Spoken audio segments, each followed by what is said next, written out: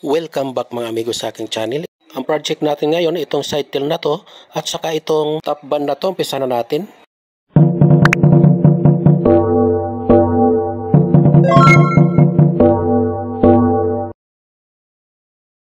May dalawang yarda tayo ditong tila, itinupi lang natin to para makuha natin yung center. Tapos itutupi natin to uli pag ganito para dalawang panel yung makakat natin na ganito, kabilaan na.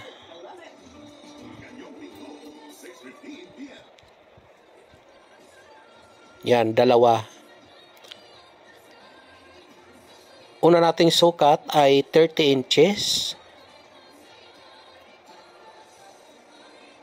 Tapos dito 30 inches din yan sa side. Tapos dito 3 inches. Tapos guhitan lang natin ng slanted line papunta sa baba dito. Yan.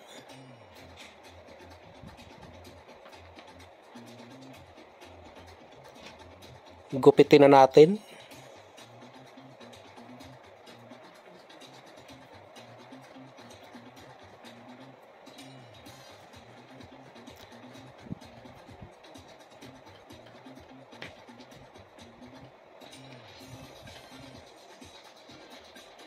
Ito na yan.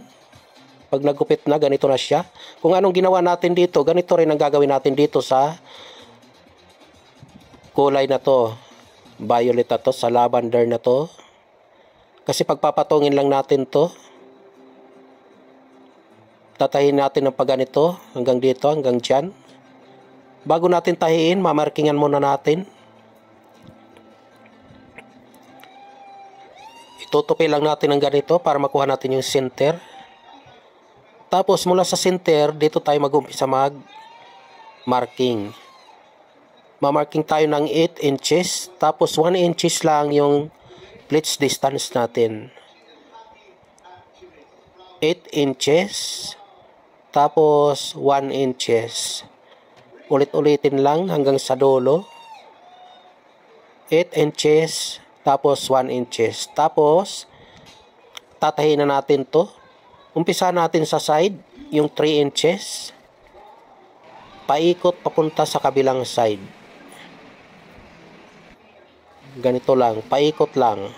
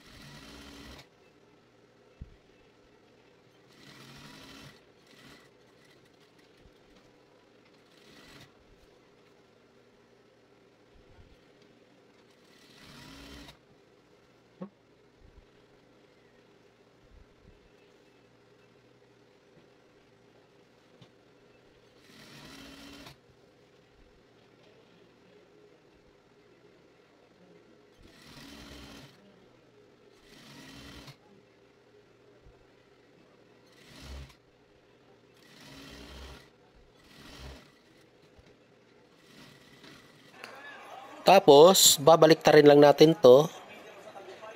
Yan. Ayusin lang natin yung mga kanto, yung corner.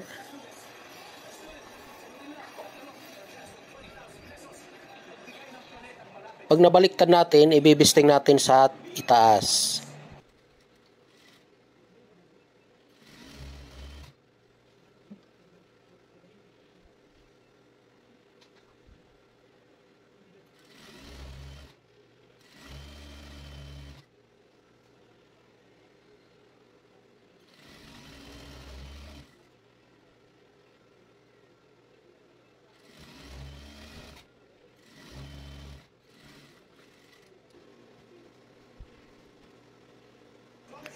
Tapos, pleats natin.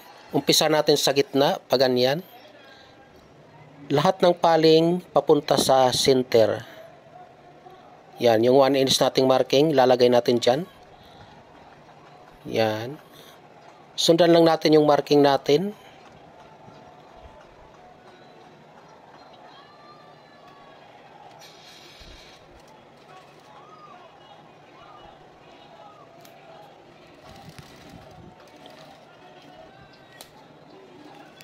Tapos ito, papunta rin sa center.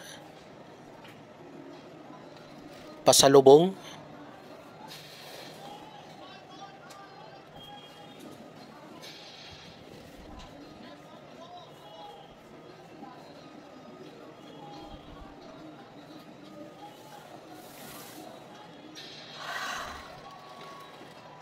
Next natin itong top band na to.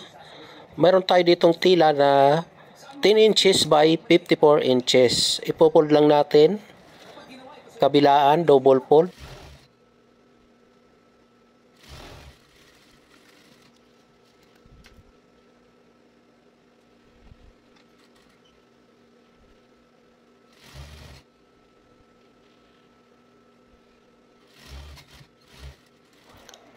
Tapos, i-fold natin na ganito. Ibisting lang natin hanggang sa dulo. Ito yung magiging base natin sa top band natin.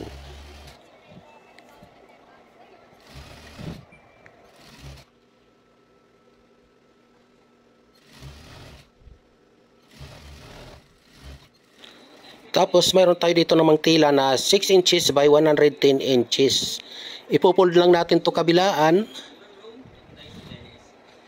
Ito yung isi-sharing natin. Ito yung pang-ibabaw natin. Ipopold lang natin to kabilaan.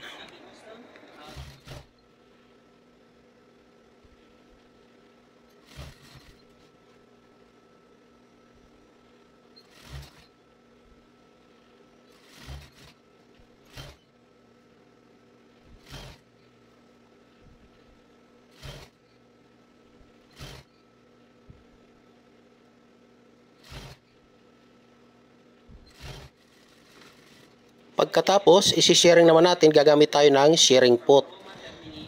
Si-sharing natin to kabilaan.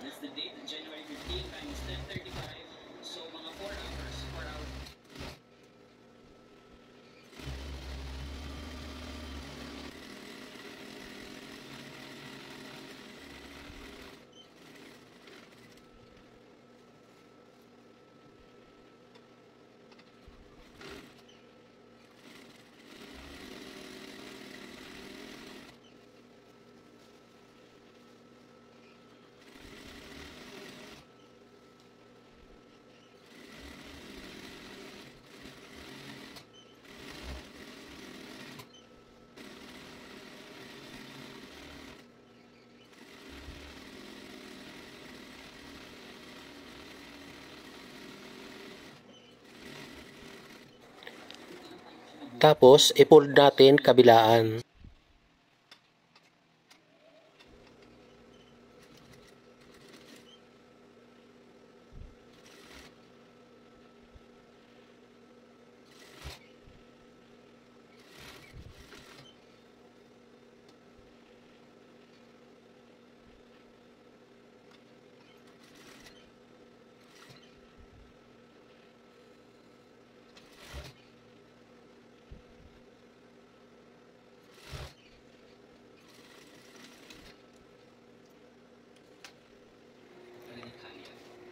Tapos, ipapatong natin siya dito sa tinahi natin kanina. Dito sa walang bukas. Dito. Patong natin. Dito, bibisting natin. Yung bisting natin, isusunod lang natin sa tahi ng sharing.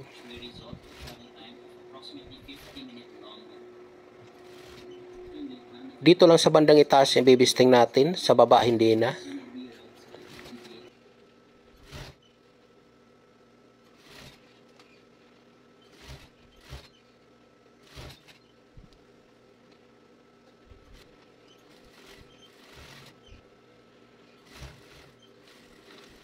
Ganito na yung pag natapos, titihaya lang natin.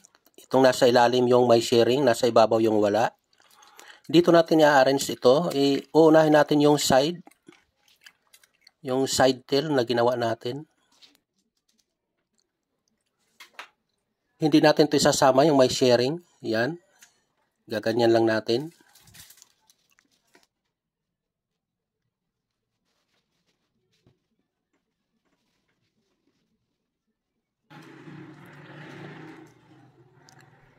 Siguraduhin lang di mapipin yung may sharing sa ilalim.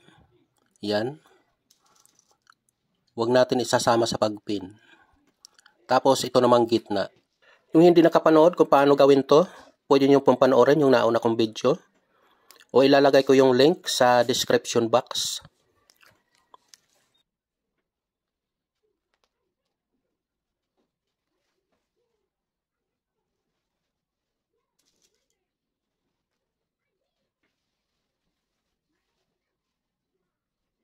Pagkatapos ito, pwede na natin tahiin.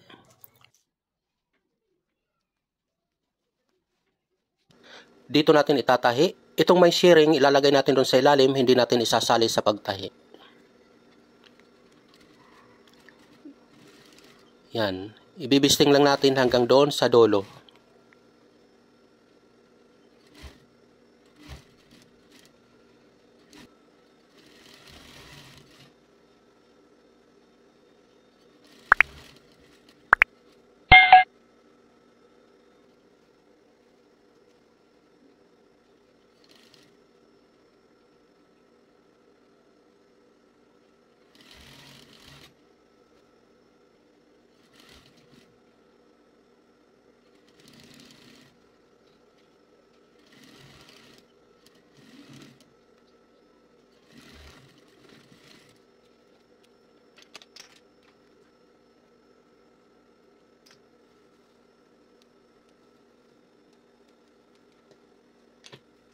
Tapos, kukunin natin itong may shearing. Ito naman ang itatakip natin dito. Ito naman ang itatahi natin. Yung tahi natin, isusunod lang natin sa tahi ng shearing. Sundan lang natin yung bisting ng shearing.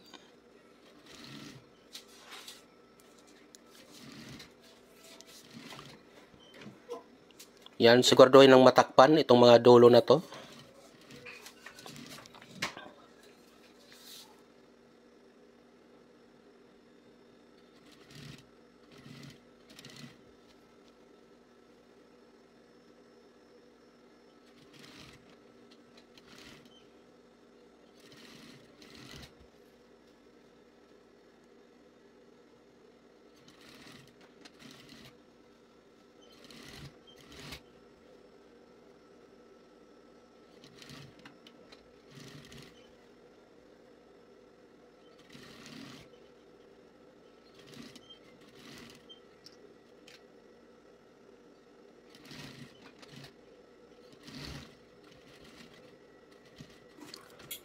Tapos, ilalak natin yung dulo. Itong pinakaibabaw at saka pangalawa, ilalak natin. Huwag natin isasama yung pinakailalim. Yan, lalak natin to.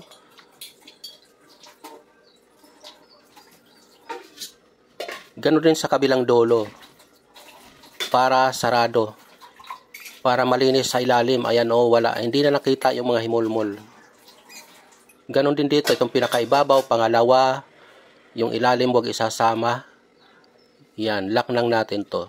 Maraming salamat po sa panonood. Please subscribe, like, and share.